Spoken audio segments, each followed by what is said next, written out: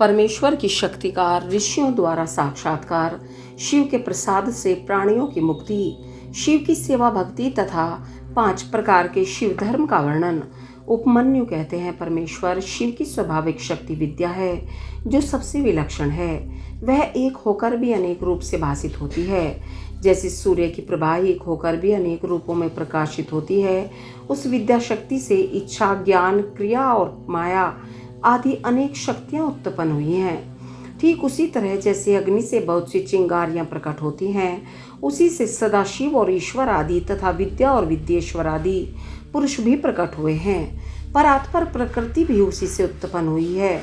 महत्त्व से लेकर विशेष पर्यंत सारे विकार तथा अज ब्रह्मा आदि मूर्तियां भी उसी से प्रकट हुई हैं। इनके सिवा जो अन्य वस्तुएं हैं वे सब भी उसी शक्ति के कार्य हैं, इसमें संशय नहीं है। वह शक्ति सर्वव्यापिनी, सूक्ष्म तथा ज्ञानंत रूपिणी है। उसी से शीतांशु भूषण भगवान शिव शक्तिमान कहलाते हैं। शक्तिमान शिव वैद्य हैं और शक्ति रूपिणी शिवा विद्या है। वे शक्ति रूपा शिवा ही प्रज्ञा, श्रुति, स्मृति, धृति, स्थिति, निष्ठा, ज्ञान शक्ति, इच्छा शक्ति, कर्म शक्ति, आज्ञा शक्ति, पर ब्रह्म परा और अपरा नाम की 2 विद्याएं शुद्ध विद्या और शुद्ध कला हैं। क्योंकि सब कुछ शक्ति का ही कार्य है। माया, प्रकृति, जीव, विकार, विकृति, असत और सत आदि जो कुछ भी उपलब्ध होता है वह सब उस शक्ति से ही व्याप्त है।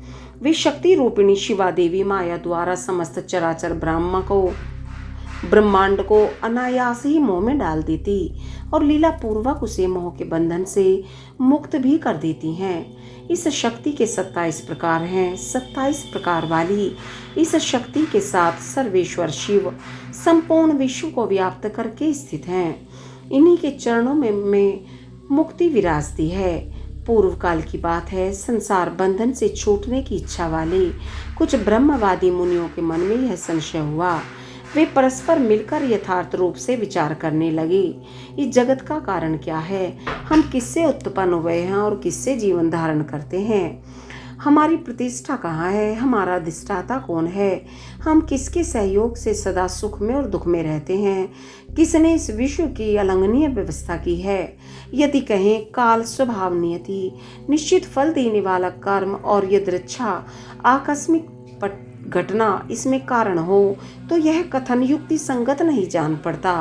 5 महाभूत तथा जीवात्मा भी कारण नहीं है। इन सब का संयोग तथा अन्य कोई भी कारण नहीं है, क्योंकि ये काल आदि अचेतन है। जीवात्मा के चेतन होने पर भी वह सुख दुख से अभिभूत तथा असमर्थ होने से इस जगत का कारण नहीं हो सकता।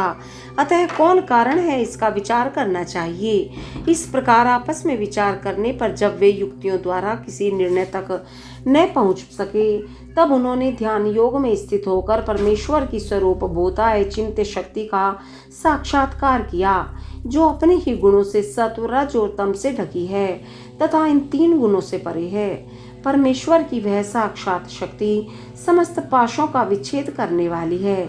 उसके द्वारा बंधन काट दिए जाने पर जीव अपनी दिव्य दृष्टि से उन सर्व कारण शक्तिमान महादेव जी का दर्शन करने लगते हैं, जो काल से लेकर जीवात्मा तक पूर्वोक्त समस्त कारणों पर तथा संपूर्ण विश्व पर अपनी इस शक्ति के द्वारा ही शासन करते हैं। वे परमात्मा अप्रमेय हैं। तदंतर परमेश्वर के प्रसाद योग, परम योग तथा सुदृढ़ भक्ति योग के द्वारा उन मुनियों ने दिव्य गति प्राप्त कर ली। श्री कृष्ण जो अपने हृदय में शक्ति सहित भगवान शिव का दर्शन करते हैं, उन्हीं को सनातन शांति प्राप्त होती है, दूसरों को नहीं। यह श्रुति का कथन है। शक्तिमान का शक्ति से कभी वियोग नहीं होता। अतः शक्ति और शक्तिमान दोनों के तादात्म्य से परमानंद की प्राप्ति होती है। मुक्ति की प्राप्ति में निश्चय ही ज्ञान और कर्म का कोई क्रम विवक्षित नहीं है। जब शिव और शक्ति की कृपा हो जाती है तब वह मुक्ति हाथ में आ जाती है। देवता, दानव, पशु पक्षी तथा कीड़े मकोड़े भी उनकी कृपा से मुक्त हो जाते हैं। गर्भ का बच्चा, जन्मता हुआ बालक, शिशु, तरुण, वृद्ध, मुमूर्षु, स्वर्गवासी, नारकी, पतित, धर्मात्मा, पंडित अथवा मूर्ख सांब शिव की कृपा होने पर तत्काल मुक्त हो जाते हैं, इसमें संशय नहीं है।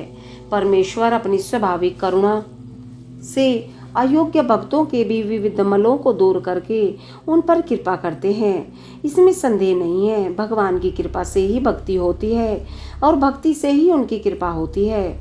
अवस्था भेद का विचार करके विद्वान पुरुष इस विषय में मोहित नहीं होता है। कृपा प्रसाद पूर्वक जो यह भक्ति होती है वह भोग और मोक्ष दोनों की प्राप्ति कराने वाली है।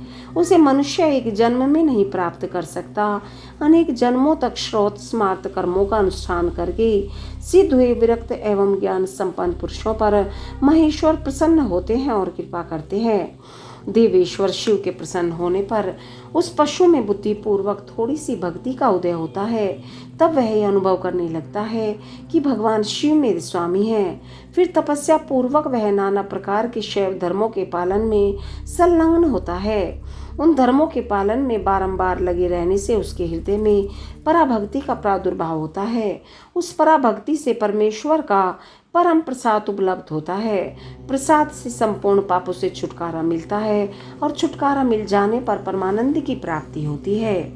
जिस मनुष्य का भगवान शिव में थोड़ा सा भी भक्ति भाव है वह 3 जन्मों के बाद अवश्य मुक्त हो जाता है। उसे इस संसार में योनि यंत्र की पीड़ा नहीं सहनी पड़ती।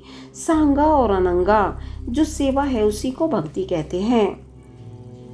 उसके फिर 3 भेद होते हैं, मानसिक, वाचिक और शारीरिक।